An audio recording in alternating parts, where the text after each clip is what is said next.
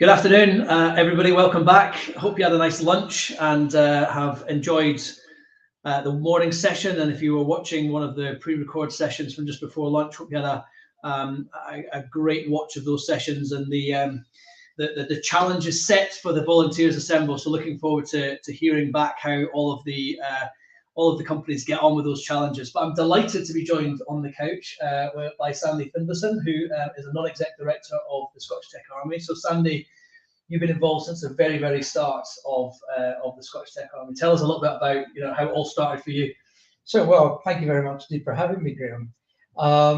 So Alistair Forbes and Peter Jacob, as I understand it, were walking their dogs in Queen Street Gardens one day and discussing what they would do.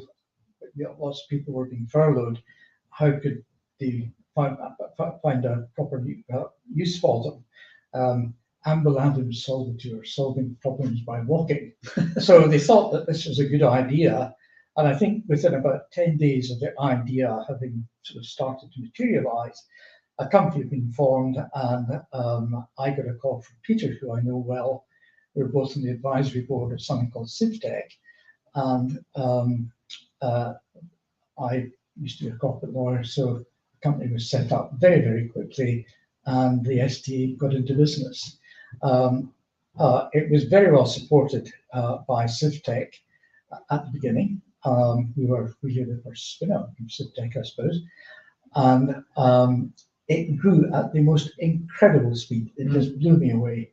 At the beginning, we used to talk about design and build while you fly. So you just go onto YouTube, you'll find this amazing video of people designing an airplane up in the air, hanging on for dear life. They're trying to bolt the sides off. It felt a little bit like that. And it all moved at incredible speed. And we got lots and lots of volunteers, but also lots of projects came in. One of the biggest ones that came in at the beginning, I think during lockdown, was from Voluntary Services Aberdeen, and it was something to do with creating an inventory for PPE. And they did a great job of that. And I just give you that one example because they've been able to take that one piece of basic technology and develop for another one, which is highlighted this morning, the Tampon Taxi project. And now it's being used and adapted again to provide inventory or to log inventory for a big project for Ukraine, which is really fantastic. I suppose as it grew at incredible speed at the beginning, it was a completely voluntary organisation, but we were able to get a grant from the Scottish Government, which enabled us to employ our core senior management team, which is fantastic. And that has allowed the business to mature a lot over the last year, during which probably our longest standing project is, if you Google SOLE.scot, support our local economies. And that's now been rolled out with support from the UK Community COVID Recovery Fund. And that has allowed us to continue to employ people, which is fantastic. And when the Soul Scot project rolls out, it could be rolled out across the whole country. Yeah, it's amazing, isn't it? And the Soul Scotland project is fantastic. And the project you mentioned before, amazing impact on people. That's what this conference has all been about so far. It's talking about the collaboration and that collective movement towards tech for good. Looking back now, reflecting on not just today and what you've heard today, but generally the tech for good movement and what you've seen and how you've seen it develop. How does it make you feel looking back to when you first got involved and how far it's come and all these brilliant projects that have been landed? It's been a real thrill to be involved in it. Since I retired from my day job, I decided I wanted to get involved in a number of voluntary organisations, and it was a revelation to me to see just how difficult small voluntary organisations found it to engage with technology. Partly they didn't know about it, they were unsure about it, partly to do with costs and so on and so forth.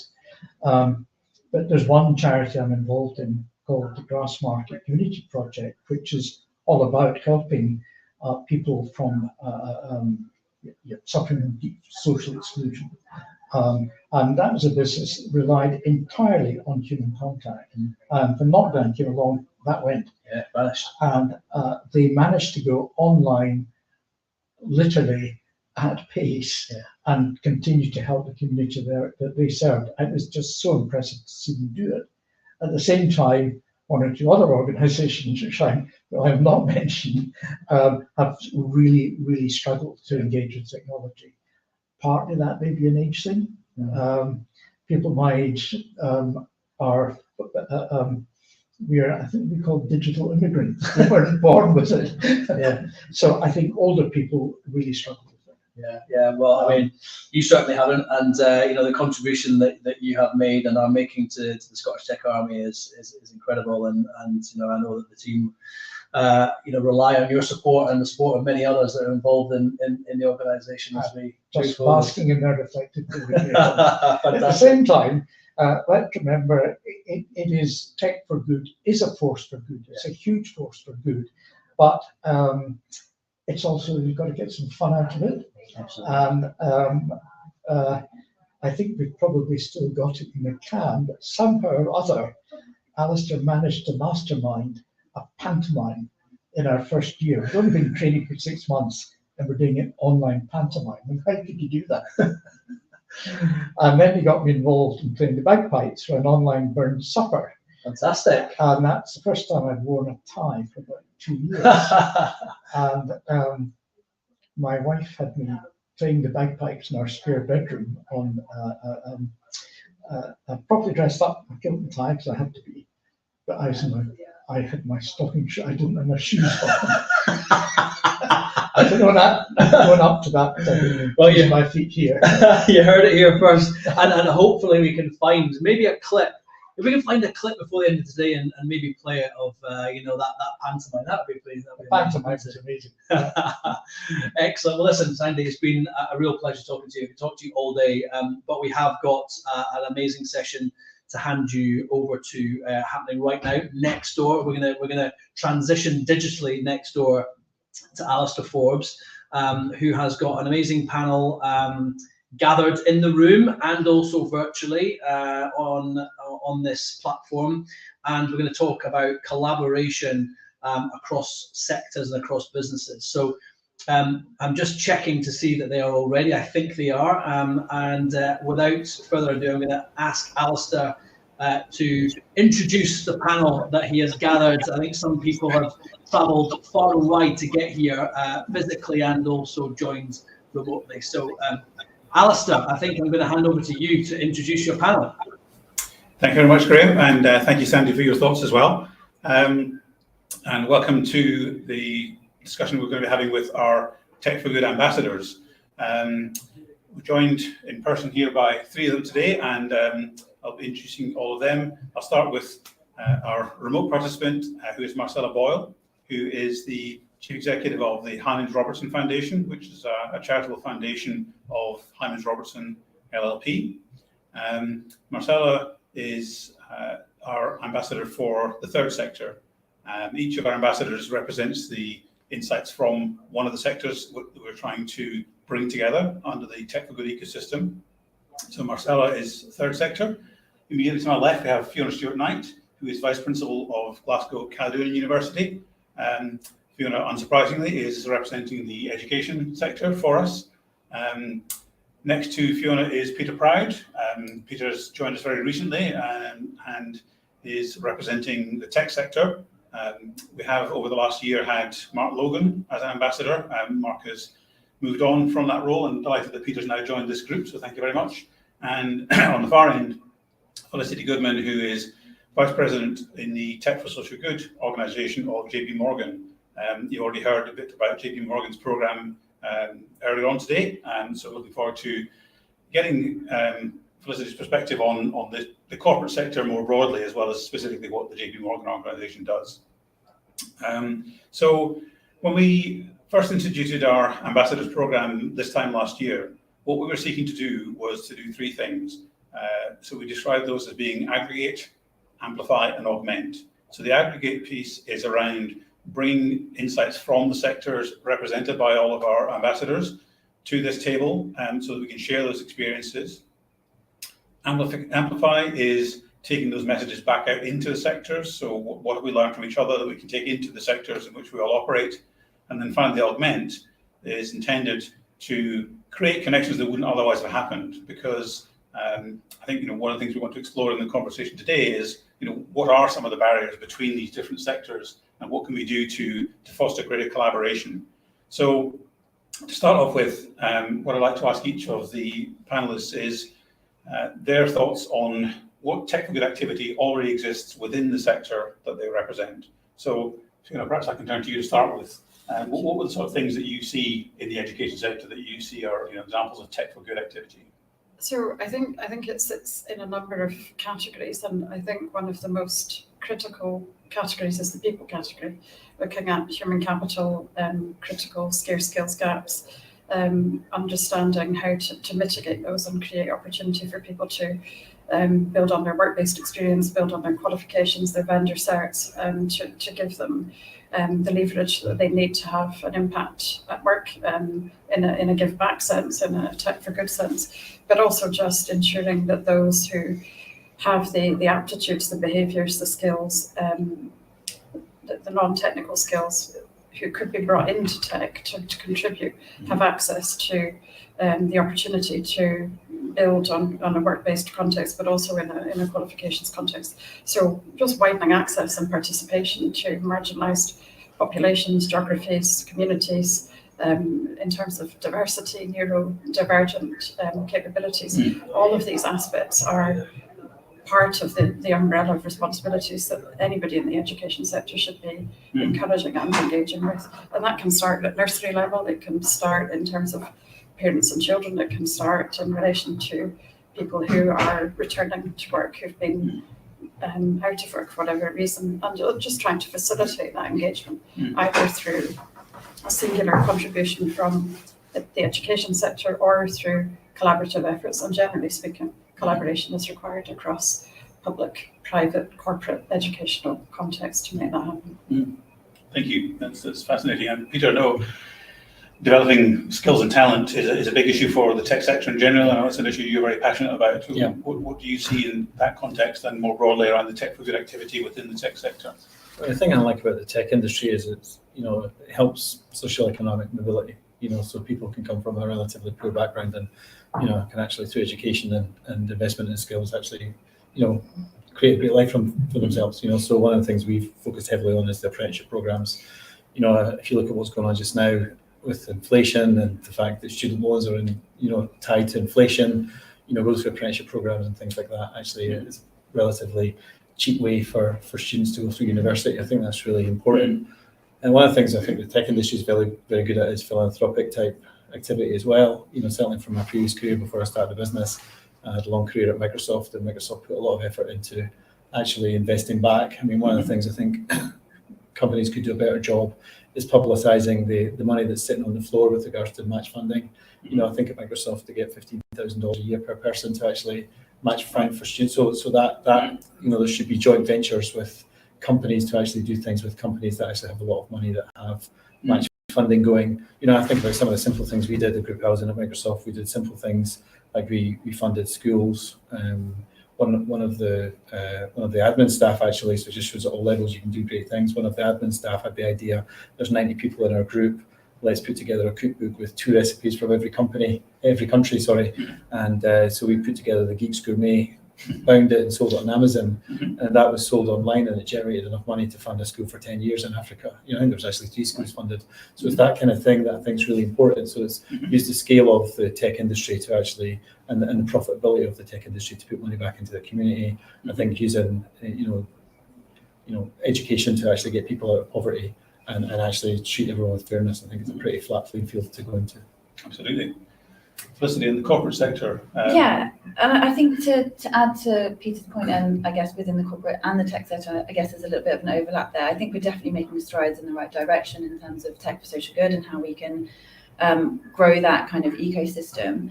I think a lot of the large global tech companies, they do recognise the need and the value of having these different programs and being able to empower the small to medium-sized organisations to be able to do the same and to participate in these kind of opportunities. And I think it's really important as well to empower our non-profits themselves and getting them to think about how they can also support themselves in making sure that they have the capabilities in-house to be able to feel empowered to do the technology that we're kind of supporting with them at the moment. So yeah, interesting. I think certainly our experience of projects that our volunteers have worked on with charities, a lot of it is about that, the unfamiliarity with technology, so that they're not really very sure where to start. Marcella, obviously you've got very broad experience in the third sector, and you've seen some of the changes that have happened, partly as a result of the pandemic and since. What sort of aspects would you pick out in terms of tech for good in the third sector as effectively the recipient of a lot of this? Thanks, Alistair. And I think the pandemic has driven quite significant digitalisation of services. So that's a big plus for service users as well. But it does rely, as Flick's just said, on technology being there and the access to technology to enable that to happen. So there's some really good practice already being developed, and we want to see more of that into scale. But I'm thinking particularly of the small micro organisations that absolutely dominate the third sector, where there isn't technology expertise either at trustee level or within their own organisation. How do we reach that group? And then the medium-sized charity sector, which has been asked to do an awful lot and more, particularly with the cost of living crisis that's affecting everybody just now. More of the management leadership time is being spent on services rather than thinking about what we did 2 years ago, which is how do we move that into a different world, make it more accessible and have more service users. I hate that word, but in the absence of a better term, have more services delivered to the people that need it in the communities or where they live. So I think there's really good ground, Alistair, to build on. And, hearing from the vendors, including what Peter's just said about Microsoft and JP Morgan and IBM, all of these efforts going in from the tech sector and others to improve public and third sector services, that's a real strength. But we can't just rely on that group to do it. We absolutely need to engage a much wider group to get involved in Scotland and across the UK in terms of the voluntary sector. Great, thank you. Interesting, in the Tech for Good Titans discussion we had this morning, a number of the representatives on the panel there were talking about the fact that while they may be competitors in the business sense, they don't think, of course they shouldn't be viewing themselves as competitors in the sense of Tech for Good initiatives. And all of them gave some examples, and Peter, you're giving some, and obviously Flick as well. It does seem still to be, a lot of it is still individual company by company. Flick, I know JP Morgan has its Tech for Good symposium structure, which you've enabled us to get access to, which has been great. What are the hopes around that? Because that's trying to bring about this collaborative movement within the corporate and tech sectors.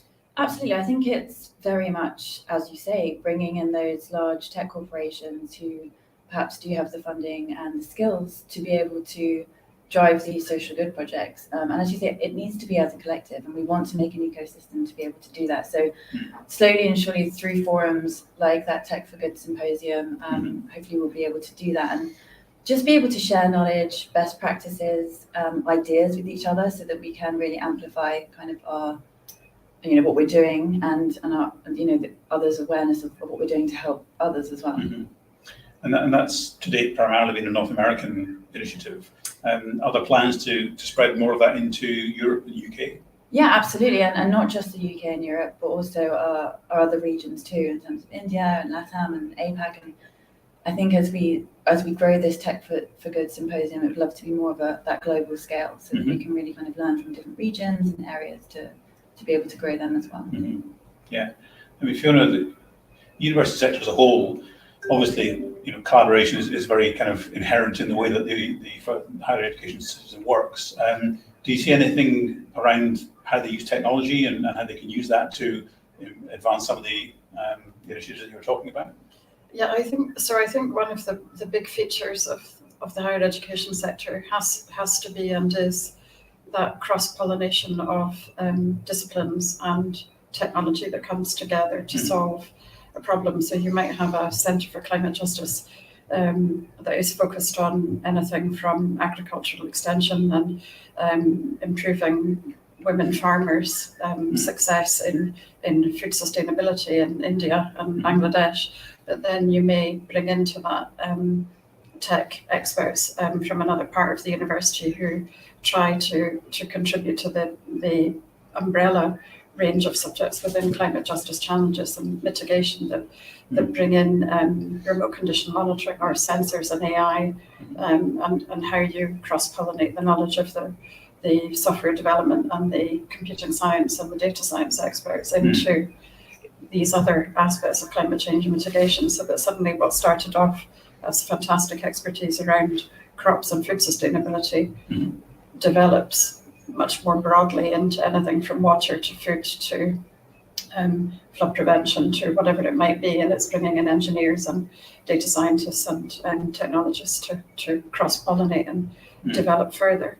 I think also some of the points that we talked about earlier in terms of Peter mentioned apprenticeships. If you think about the diversity of a student population now within a university that has engaged in initiatives like graduate apprenticeships in combination with full-time researchers at PhD level, in combination with mainstream full-time students, you've suddenly got a big ecosystem of tacit applied practice and knowledge coming from a large population of apprenticeships that draw in employers, that foster another opportunity for collaboration in an applied technology context, but also in a problem-solving context and a skills development context, as well as building other connections for knowledge transfer partnerships to solve problems for research intensiveness in a peer-reviewed sense. So suddenly you do have that big ecosystem, and third sector organisations, public sector organisations, are part of the employer base that provides candidates into the apprenticeship market. So there are many and more stratified ways in which you can build that ecosystem to greater effect, to work faster, to be more optimized, I think, if you leverage all of the diversity that sits there. Yeah. Peter, you talked to us about some of the initiatives in the likes of Microsoft. I know you worked at Accenture as well, another large corporate, and like you were talking about, how can those larger companies help enable some of the SME companies to participate in this sort of thing? I mean, obviously, your own business now is in the SME sector. It's fast-growing tech business. How do you think that those larger corporates could engage with the SME companies to encourage and support them on this kind of a journey? We're doing a bit of it, through partnering. A lot of innovation has got to come from small companies. If you think about, when you work for a large organization, cannibalization is one of the most difficult things for them to do.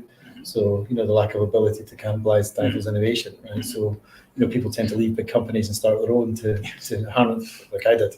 And I think if you think about partnerships and what they are, so we're starting to partner with large organizations. So we provide the software, they provide the services, and the cloud supplier supplies the cloud, right? So therefore, you can start to get economies of scale, by not having to build a big services company around about smaller businesses. And smaller companies have got to understand that they can compete against big organizations as well. If you think about the advent of the cloud, everyone's now got access to unlimited resources. So you can actually build large solutions and large systems. If we'd have done this 10, 15 years ago, we would have needed another probably 50 million to get started just to have the access to the infrastructure that's now available with a login. So it's thinking differently as well. So, I think, small innovative companies have already been very innovative, but I think they should get ambition as well. But I do think the companies should put a lot of effort into partnering with large organizations to start to be able to develop scale on the back of giants. And certainly I think it's a model that is well developed in the tech sector Absolutely. in terms of the commercial interests of those companies? How about in that tech for good sense of encouraging, because small companies don't have the resources of a Microsoft or JP Morgan. They don't have as much capacity potentially. Right. How do you think they might be able to leverage some of the things that you've seen in the likes of Microsoft or Accenture if they want to get started in a tech for good sense? Well, I mean, you get a lot from a little or a little from a lot. So if you think about some of the stuff that we've done, just simple things, pretty tactical, just like recycling laptops. We have 50 odd developers or tech people in our business. They want new stuff every 18 months, 2 years. But the life of these things is 5 plus years. So, just simple things. So we always make sure that we recycle all of our stuff into the local community, into schools, etc. One of the things that we've done here, we had too much space here, so we gave up 2,000 square foot for startups, and we provided them a nest.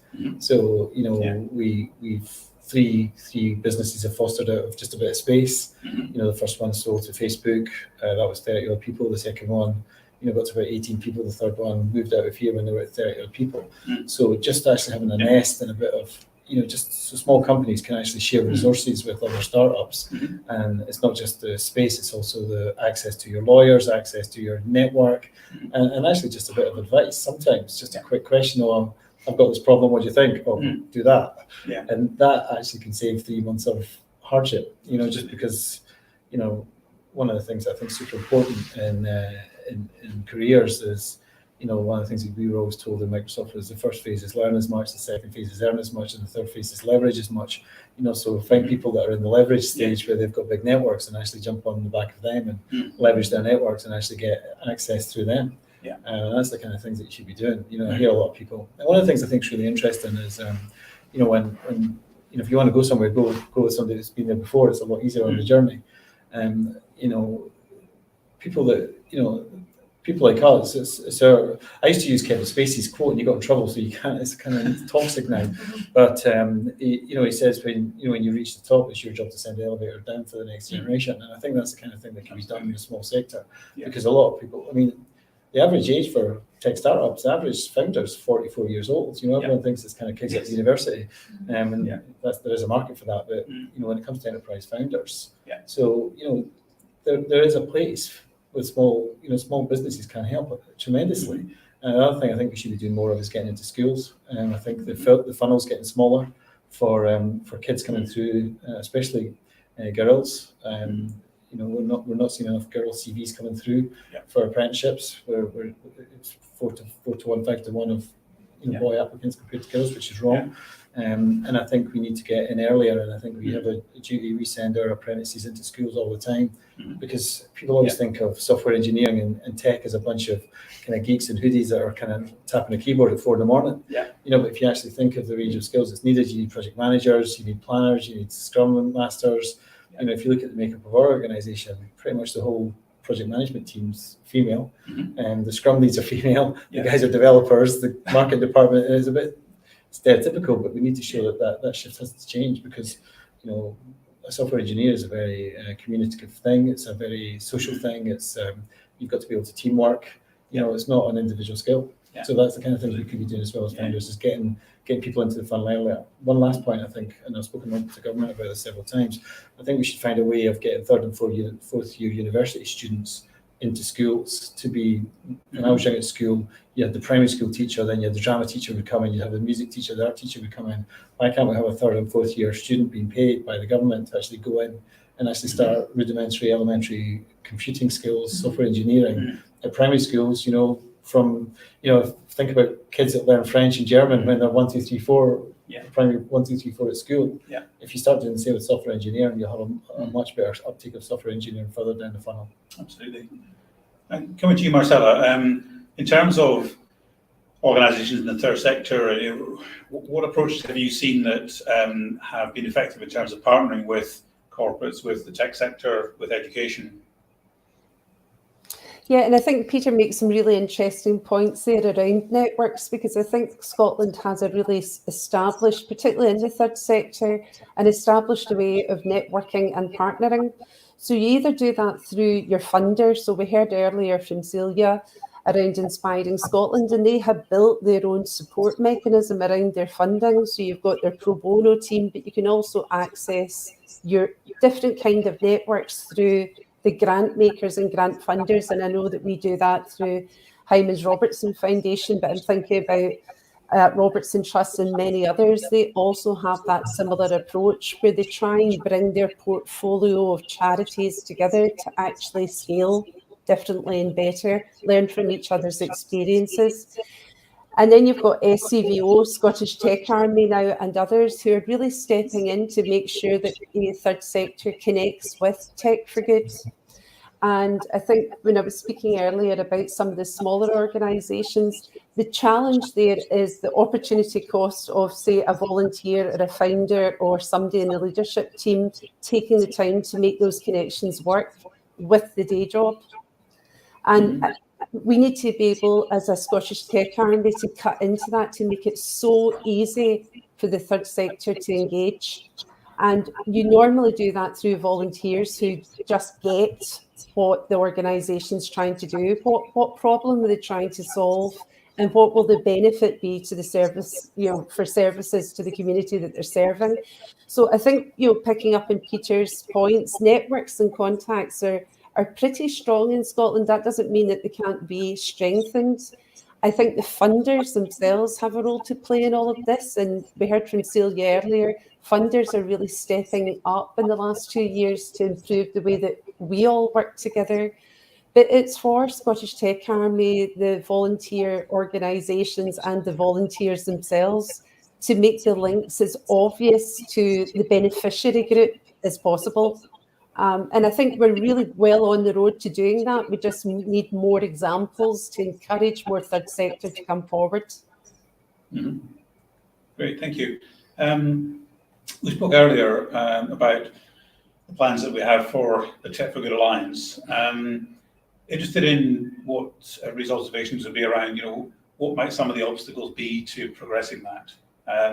So again, Flick, if I can come to you in terms of what you've seen with the organisations that have been part of your Tech for Good Symposium organisation, what have been some of the challenges around how to make that effective and impactful? Yeah, I think I'd like to position them more as kind of considerations versus obstacles, in that, starting with the obvious, there's always going to be regulations that we need to follow with regards to, partnering with a non-profit, GDPR, data sharing, IP rights, things like that. But I think the main barriers for kind of the third sector is, their budgets are tight, they have competing funding priorities, as just mentioned, and there's pressures to keep those overheads low. And I think this really does prevent non-profits from making those tech investments. And I think that's where, of course, pro bono initiatives and programs like Force for Good within the Tech for Social Good space can really help. But I think it's also just being very mindful about each non-profit's tech capabilities. We want to build solutions that can, that those organizations can maintain themselves. And, I think sometimes that could be an obstacle in itself, in that they want something perhaps that's very custom, and, they don't necessarily have the means to be able to sustain that themselves. So I think it's very much looking at, their capabilities, their tech maturity, and then from that being able to understand how we can support as an organization and as a program. And I think it goes back to that empowerment piece as well. Once we've kind of embedded a solution into their organization, how can we then empower them to be able to maintain it, to sustain it, and then, go beyond and look at other kind of tech solutions or tech products themselves, to be able to really kind of accelerate their missions themselves as well. Obviously, the education sector spans all other sectors pretty much in terms of it's a feeder of talent into those sectors. What are some of the things that you've seen in the education sector about how those partnerships get built, and what makes them successful, or what is potentially a hurdle that has to be overcome? So I think nearly everything I do, whether it's with an individual client or whether it's at scale, and whether it's with multiple partners from different walks of life or different industries, the partnership element is necessary, the common mission is necessary, a clear articulation and understanding of what the problem is that you're trying to solve. I was talking to Sandy Finlayson earlier about being direct. I'm direct and pragmatic. I go for the jugular, go to where the heart of the problem is. We don't waste time kind of with the niceties. We just want to get in there, get stuck in and get fixing and align the roles and responsibilities of the parties with where they can add value, where they can make a difference, whether it's leveraging infrastructure, whether it's leveraging technology, whether it's bringing an audience, having access to that marginalised population of people. And I have the funding and somebody else has a vendor cert and a curriculum that they're happy to bring it over to join up with ours. So if I look at we have leveraged our upskilling funding from the Scottish Funding Council recently to recruit nearly 400 professional people to programmes that we're running as short courses.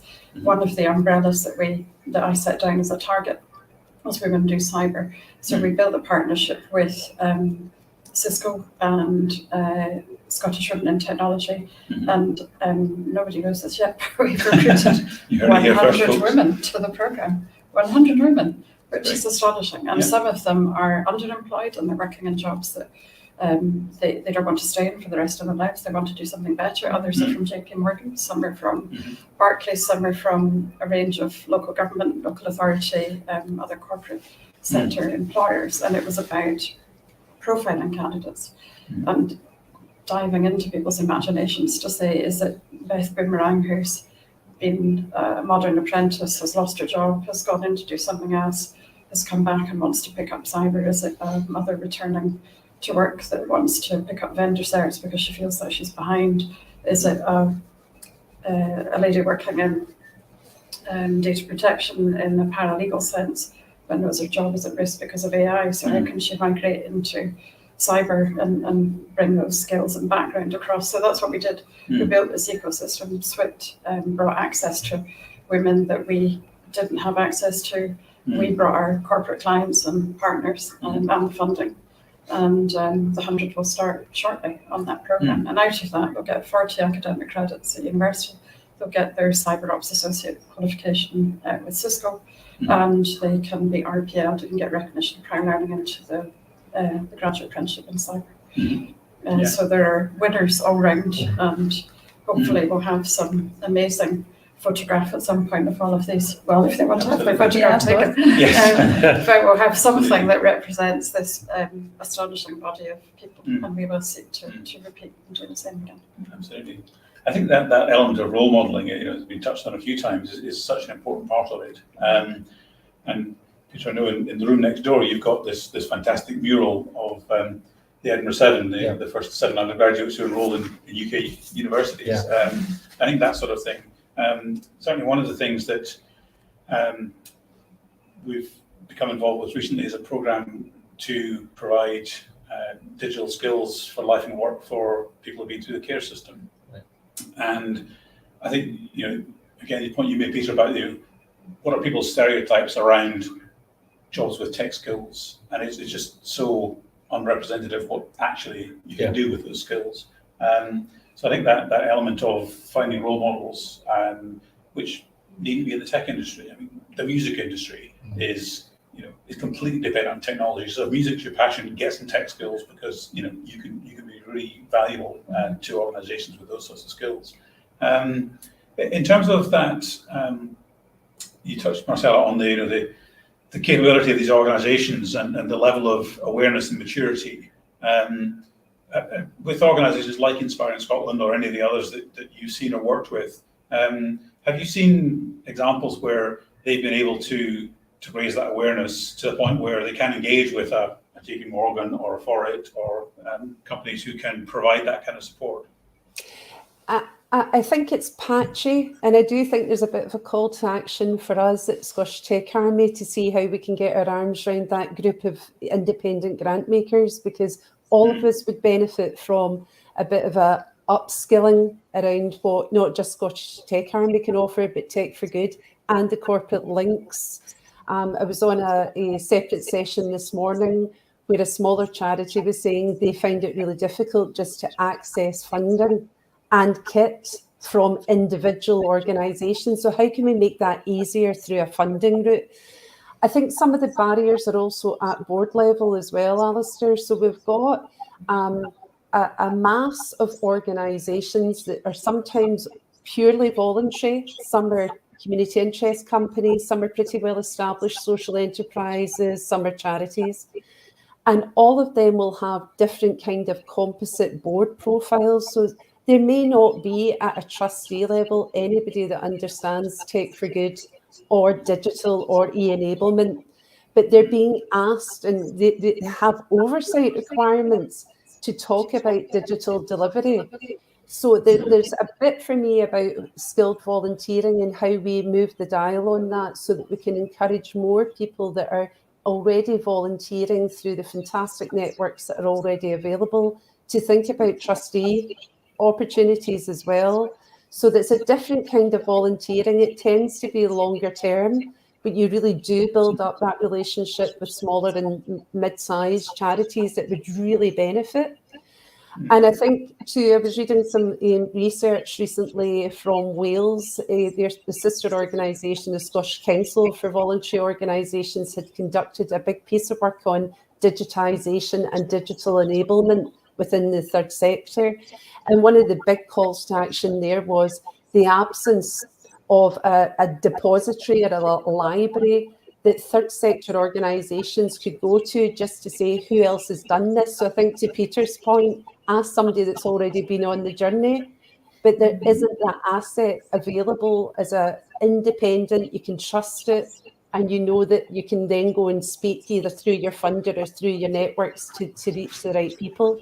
So I think there's a couple of barriers at a governance level that could be overcome in a different way. I think there's a lot of people, Sandy mentioned it earlier on about, are you a digital native? Well, you don't have to be a trustee. You bring that skill with you, but you still can be a trustee offering different kind of governance and insights and also some constructive challenge from your day job. And it would be terrific to see more of a conversion of a volunteer force that's used skilled volunteering to maybe think about those longer term voluntary opportunities that come through trustee roles as well. Yeah. And like I know with the Force for Good programme, I understand that that's evolved over time in terms of how you engage with organisations in the third sector. And the sense I got from one of the conversations in the symposium call was that it's actually a bit more prescriptive now in terms of making sure that organisations are ready to engage in that kind of programme. Is that the case? Yeah, I think so. I think so. Specifically within Force for Good, not only do we want to make sure that they are well equipped to obviously participate in Force for Good, so we make sure that obviously they have to the point made there by Marcella that they have board support and buy-in. It's at the top there that they do see tech and the implementation of tech important within their organisation. Also, another piece is just around having that main point of contact on the tech, on the non-profit side. Being able to regularly communicate and work alongside our teams rather than kind of 8 months down the line, which is how long our typical Force for Good projects are. Getting towards the end of it, and they're not really haven't understood the task, and therefore they've actually built something that was completely different to what the non-profit client was expecting. So I think that piece is really important as well. We also have built in more recently this kind of discovery phase. So when our non-profits apply to the Force for Good programme, we're not necessarily asking for those nitty-gritty requirements or features, nor do we expect them to know exactly what they need in terms of those. So I think the first 6 weeks is more around that discovery phase, learning about the organisation, learning about their needs, and trying to build that kind of understanding together, which I think has really helped prepare the non-profit as well for that end solution, but also prepare them for the rest of the Force for Good journey. Yeah. And just coming back to what you were saying, Marcella, about knowing what other people have already done and go where people have gone before. One of the things we touched on this morning in relation to the aspirations of the Tech for Good Alliance is around creating some sort of mechanism to make that easier. Now that's all well and good, but there has to be a certain element of receptivity on the part of other organisations to be ready to use things that have been developed for somebody else. I mean, Peter, it's in the nature of the tech business that you're trying to build solutions that apply across a broad spectrum of organisations. What are the lessons you say from the tech sector in terms of building something that can appeal to many, as opposed to having to do something that is unique for each individual organisation, although their requirements may not be that different? Yeah. Well, you've tackled on this stuff again. I always break things into three then five things. So I always think of things around crawl, walk, run. Crawl is define what the outcomes to be, design, what it has to be. So one is the what, one is the how, and then start an initial build and test. That's a kind of crawl. The walk is all about kind of planning for scaling that solution out. So, I'm not sure if that applies necessarily, but get the commercial model right. There's always going to be some commercial model. How you're going to position it, how you're going to sell it, how you're going to scale it, how you're going to support it, how you're going to deploy it at scale, and then scale. And when it comes to solutions, I always think of things as in 5 phases. And I've covered a bit of that off, but it is, a lot of effort needs to be put into the what. And I think that's what people need to do, really articulate well what you're trying to achieve. What tends to get skipped over is the how, because people are so excited that they've actually come up with something, they want to build it. Yeah. So they forget about the how, and they don't architect things properly, they go straight into the build. Right. People don't think about the test as much as they should, and then test as a bolt at the end of the build. In fact, it should be part of the build. The next phase should be the pre-production. So, actually make sure what you've done is right before you actually go live. And a lot of people just go live rather than actually make sure you've done that right. Into the wild rather So the pre-production piece needs to be done, and then go live, and then the service delivery, service management. So I think when you're building solutions, I think that can be applied across many different areas. If you think about crawl, walk, run, go in slow, come out fast, and then think about the 5 areas. There's actually 6 in there with build, add, test, but I always put them down as one thing. Yeah. So that's the way I would be thinking about things to get things to market and get it right. Think about the reuse of components. If you think about the advent of cloud technologies, if you think about what we've actually done as a company, probably our solutions, there's a debate between 1/5 and 4/5, or 1/4 and 3/4, but 3/4 of the solution is probably already sitting inside of Azure, with all the services that are there, and then 1/4 is actually the little bit on the top. If you start to think about leveraging services that are already being delivered into the ecosystem, and just what you've got to do is build the veneer of the actual application, and then you've got a common security model, common authentication model, common database, common infrastructure, common CDN, common, the more you do that as a common platform, then the easier it becomes. Absolutely.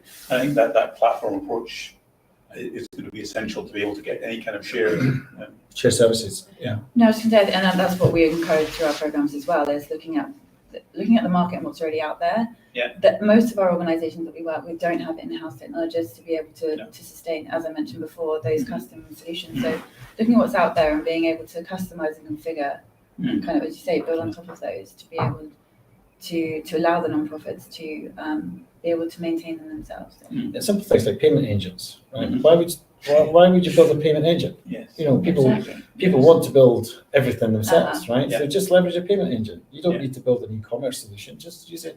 Use one of the things, open source or out of the cloud solutions. It's simple things like that you need to do. Just build the actual application. Absolutely. And Alistair, if I could maybe add to some of this too, I think there has to be, and Celia talked about this in her keynote, there has to be an eye to who is this servicing and what problem are we trying to solve. So you could create a fantastic app, but unless the people that are the potential users of it have the data and the kit to actually work on the app, you've kind of built in a redundancy already. So I do think we have to be really mindful that somebody wants to move to something quite bright and shiny when another problem that could be solved might not be technology, it might be the process that needs to change rather than, what that it looks like an app or we must do that on the web. That might not be the answer to the problem. So I think too, we have to be really mindful as we talk through, particularly for social good, that the good is actually being taken up by the people that we're hoping that these services are being directed at. And I know I bang on about digital inclusion, but it's becoming even more of an issue. And with cost of living crisis affecting so many people across the UK, there'll be less financial, personal income to actually buy more data, buy more kits. So we have to be really mindful of that as well. Let's just jump to a tech solution because we think that's the answer that the trustees want or that the leader of the organisation has said they want. Yeah, we've just been through this ourselves, actually. I mean, if you think about user experience and accessibility, it's going to be super important. Yeah. You know, it just cost us about a year actually because we misunderstood what was needed in the market. You know, and it wasn't until we actually went and asked the users themselves properly, but we couldn't really ask the users until we gave them the previous version. So it's kind of chicken and egg. But I think that's what's super important when it comes to these services. You know, people need to really understand what's required and really put a bit of focus on the user experience to make it successful. Yeah, I think that's one of the biggest gaps. Actually, I think in the third sector, the difficulty is that there aren't enough people in organisations with the knowledge and the skills and the experience to be able with confidence to say, this is what I need, this is what I want. And they do gravitate towards the shiny thing that they think might be the solution. Absolutely.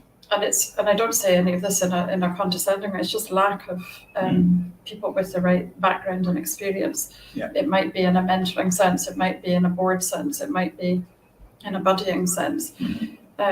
But I think one of the things about Scotland is it's such a small country, you could almost engineer an ecosystem of macro solutions in a tech for good sense that kind of said, here's an analysis of the third sector, here are the pervading common needs, here are the thematic open source platform responses, and then build better confidence and trust and integrity around adoption of systems that becomes a bit of a community migration towards a solution where it's at a macro level and it's not idiosyncratic and individual and failing and daft and ultimately a big waste of money because quite often that is what happens. It just burns through the cash. But if somebody was big enough and bold enough to take on that macro approach and build the themes and then the responses in the themes, I think that's how you build confidence. And then the collaborations underneath. It's 80-20 It's a simple kind of tech 80-20 rule,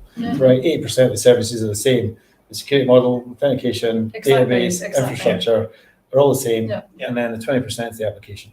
So if you can get that kind of generic stack of the 4 of the 5 tiers in place, and then everyone just builds on top of that. And never to build huge optimization, but you need the people budgeting and mentoring and being involved in organizations to manage the risk, the application, the engagement, the participation, because there'll be in, as Flick knows, there'll be in hugely different stages of adoption and readiness.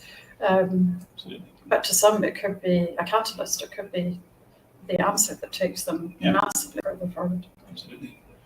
Well, I think we're running out of time, unfortunately. I could carry on this conversation all afternoon. Thank you so much for all the input from all of our panelists today. We touched earlier today on the plans to create the Tech for Good Alliance. There's certainly no shortage of challenges for us to go at. And if we can go along with people who've been there before, such as our panelists today, then I think that's a great start for us. So thank you very much indeed. I really appreciate your time as always, and we'll hand back to the rest of the session. Thank you very much. Thank you so much. Fantastic session, and you can't help but take so much from what you've heard from all of our ambassadors, and a great interview session, and loads to go on. So thank you so much. And I think, as Alistair just said, the one call to action as a result of that, whether you're in business listening to this, whether you're in the third sector listening to this, and you really want to get involved in this collaboration, the future of collaboration within the Tech for Good movement, then down there is the URL to go and register your interest. Let us know. We will let you know then what the next steps are to truly get involved in this fantastic movement that is Tech for Good. So thank you all very much indeed for your contributions to this session. Thanks for watching. What's happening next? Go back to the schedule. There are 3 sessions that you can choose from. The art of the possible, so looking at proof of concepts, and we've got NHS and CivTech and a number of people joining there to have that discussion. Agents of change, so celebrating the volunteers, looking at the voluntary service, what you can get in and get out, and doing good while getting good. So bringing all of your talents to the fore. So 3 really, really great sessions to get involved in. We will see you back here at 2:50, so 10 to 3, for a live session where I'm going to be interviewing the 3 businesses who have been involved in the Volunteers Assemble. So that's Aegon, that is And Digital, and that is the Scottish Tech Army team. So back here 10 to 3 live for seeing what they've come up with as a result of the challenges they were set by our charities. Enjoy, see you later.